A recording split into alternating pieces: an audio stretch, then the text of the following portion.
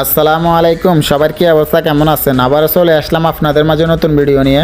কয়েকদিন আগে এম্বাসিতে গেছিলাম, তো আসার সময় ভিডিওটা করছিলাম।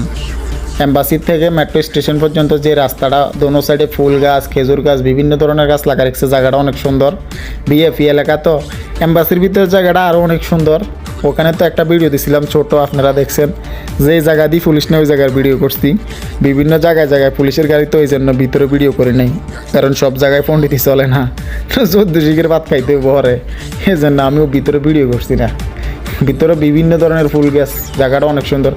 আর প্রথমবার কী হয়েছে এটা তো আপনাদেরকে বলছিলাম এক ভিডিওতে, ওই ভিডিওতে বলছিলাম প্রথম দিন গেছি এরা আমার এম্বাসির ভিতরে ঢুকতে দেয় না, পুলিশে লাগতো না, আমার চিনিয়ে না, জাগ্যা আমার খালি জাগ্যা 3-4 বার গেছি, 8 টাকা গেছি গিয়া, এত বাইর করে দেয়, আমার ঢুকতে দেয় না।